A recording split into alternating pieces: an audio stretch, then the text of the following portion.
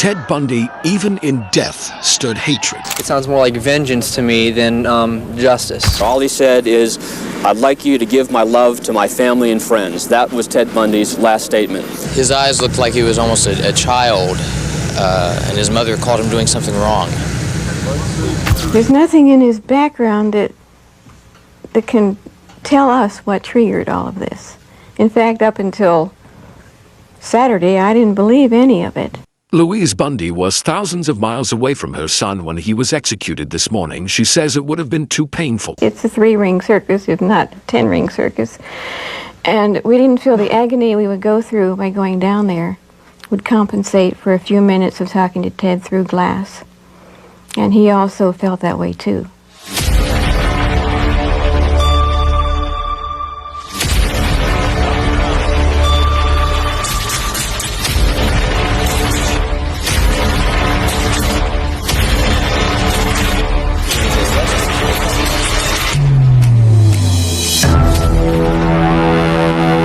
Theodore Robert Bundy is arguably the most studied serial killer in American history, not because his crimes were the most numerous, nor because they were the most brutal, but because he shattered every expectation of what a predator was supposed to look like. Handsome, articulate, a law student with a future in Republican politics, a psychology graduate who once staffed a suicide prevention hotline, Bundy was the man no one suspected.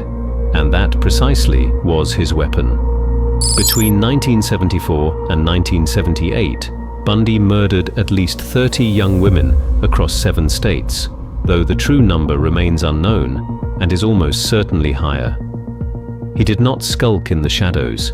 He walked into daylight, into dormitories, into crowded parks, wearing a sling on his arm or a badge he had invented, and young women followed him because he looked like someone who could be trusted. The story of Ted Bundy is not merely a chronicle of violence. It is a study in the fragility of perception and a testament to how thoroughly a predator can hide behind nothing more than charm. Theodore Robert Cowell was born on November 24, 1946, at the Elizabeth Lund Home for Unwed Mothers in Burlington, Vermont. His mother, Eleanor Louise Cowell, was 22 years old and unmarried, a circumstance that carried considerable shame in mid-century America. To conceal the stigma, Bundy's grandparents, Samuel and Eleanor Cowell, raised him as their son, while his actual mother posed as his older sister. For the first years of his life, Bundy believed he was the youngest child of aging parents, a fiction that would not survive adolescence. The household on North Avenue in Philadelphia, where the Cowells eventually settled, was not a gentle one. Samuel Cowell was described by family members as a violent, tyrannical man prone to explosive rage. He beat his wife, terrorized his children, and unleashed verbal abuse that filled the rooms of the small row house. Accounts from relatives describe Samuel as a bigot who directed particular venom toward minorities and who kept a collection of pornography that his grandson would later claim to have discovered at an impressionable age. Whether that discovery occurred as Bundy later described, or whether it was another invention in a life filled with them, remains a matter of dispute among those who have studied the case. In 1951, Eleanor took her son and moved across the country to Tacoma, Washington, to live with relatives. It was there that she met Johnny Bundy, a hospital cook with a quiet disposition, the opposite of Samuel Cowell in nearly every way. They married in May 1951, and Johnny adopted the boy, giving him the surname that would one day become synonymous with horror. The Bundy household was stable, conventional, and outwardly unremarkable. Young Ted attended church regularly. He delivered newspapers. He earned decent grades. He was, by all available accounts, a normal child, but normal was a performance he was already learning to perfect. In later psychological evaluations, Bundy described his childhood self as someone who did not understand social connection naturally, who had to study it, mimic it, and construct an outward personality that would pass inspection. He was deeply insecure about his modest background, acutely aware that the families of the classmates he envied inhabited a different economic universe than the one Johnny Bundy's hospital salary could provide. The resentment curdled quietly. The revelation that shattered what remained of his sense of identity came in his early teens. Bundy discovered, the exact circumstances vary across accounts, that the woman he believed to be his sister was in fact his mother, and that his birth had been a secret that an entire family had conspired to keep. The psychological impact of this discovery cannot be overstated.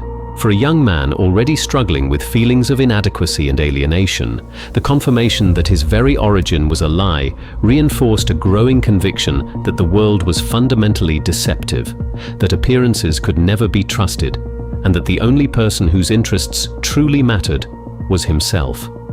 By the late 1960s, Bundy had enrolled at the University of Washington, where he studied psychology, an education that would serve him in ways no one could have anticipated. He performed well academically, though not brilliantly, and began constructing the persona that would disarm hundreds of victims, investigators, and journalists in the years to come.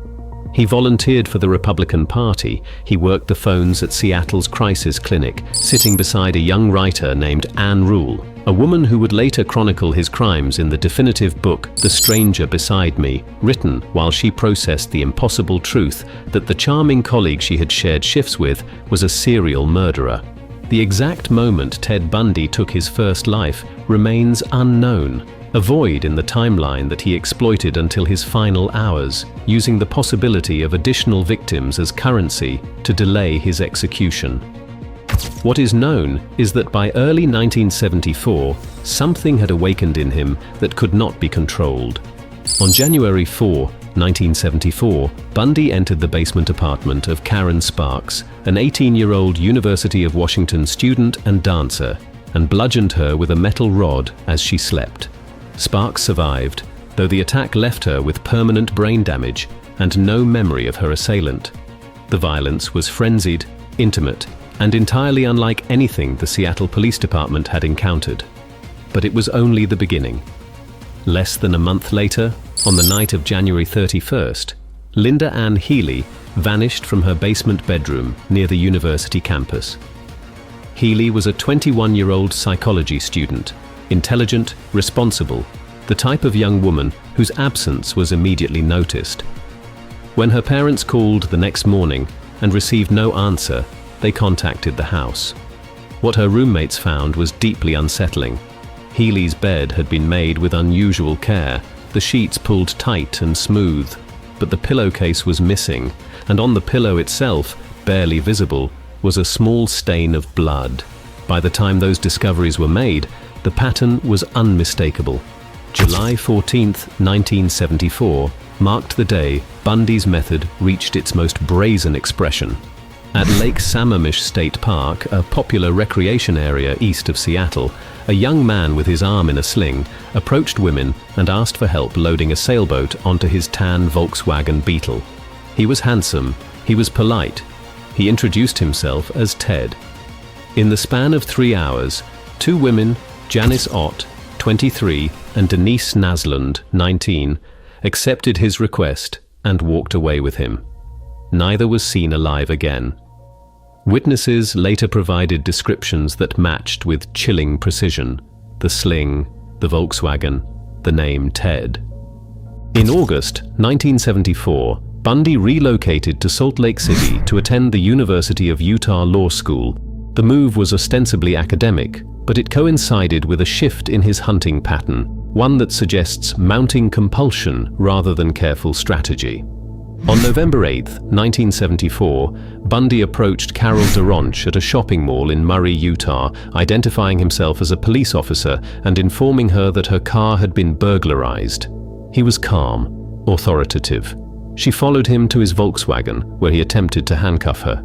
DeRonch fought back and managed to escape, one of the very few women to survive a direct encounter with Bundy.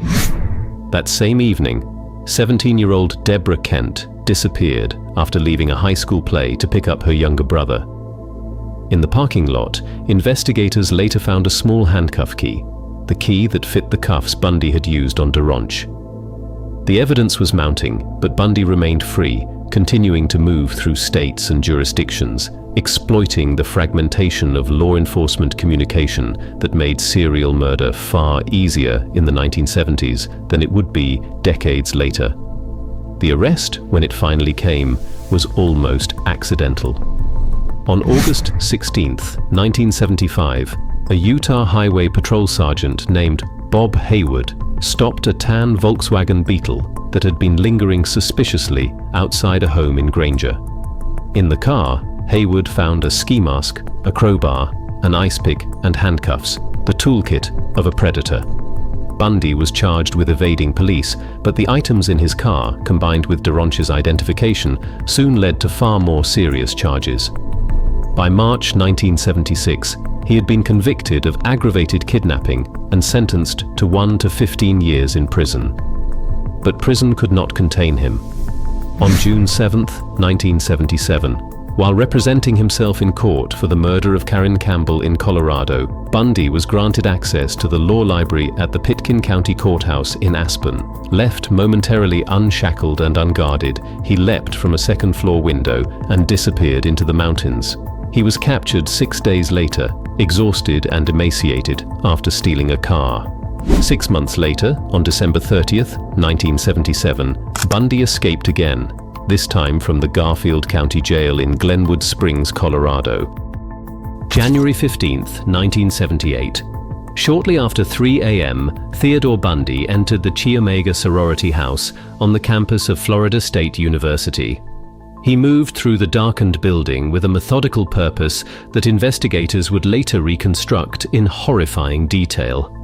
In a matter of minutes, he attacked 4 young women: Margaret Bowman, 21, and Lisa Levy, 20, both of whom were strangled to death as they slept, and Kathy Kleiner and Karen Chandler, who were bludgeoned with a heavy object but survived their injuries, though neither could describe their attacker. Bundy then left the sorority house, walked several blocks, and entered another residence where he brutally assaulted Cheryl Thomas. She too survived. The Chi Omega attack was Bundy's psychological breaking point made manifest. The careful compartments that had kept his double life separate, the law student, the political volunteer, the boyfriend, had collapsed entirely. What emerged in Florida was a predator stripped of pretense, attacking with an abandon that suggested something inside him had finally broken loose from the last restraints. On February 9, 1978, Bundy committed what would be his final confirmed murder. Kimberly Leach, 12 years old, disappeared from Lake City Junior High School in broad daylight. She was significantly younger than his previous victims, a deviation that underscored the accelerating deterioration of his control. Her body was found 2 months later in Suwannee River State Park, discarded under a shed. 6 days after Kimberly Leach vanished, a Pensacola police officer pulled over a car driving with its headlights off at 1:30 in the morning. The license plates matched those of a stolen vehicle. For several hours, the man refused to identify himself. When he finally did, the name he gave was Theodore Robert Bundy. The trial that followed in June 1979 was the first in American history to be televised nationally, and Bundy, ever the performer, understood exactly what the cameras meant. He dismissed his attorneys and represented himself, cross-examining witnesses, delivering arguments with the polish of a trained legal mind. Bundy was diagnosed with antisocial personality disorder and narcissistic personality disorder, clinical terms that describe a fundamental incapacity for empathy, a grandiose sense of self-importance, and a profound talent for manipulation. In the years between his conviction and his execution, Bundy granted hours of interviews, many conducted by journalist Stephen Michaud and FBI profiler Robert Ressler.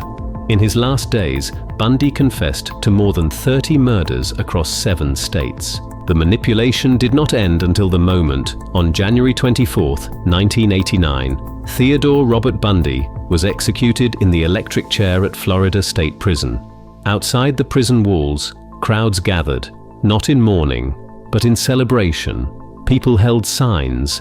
They cheered. It was a public spectacle, unprecedented in the history of American capital punishment. a collective exhale after a decade of terror perpetrated by a man who had seemed, to everyone who knew him, like someone who could never be capable of such things.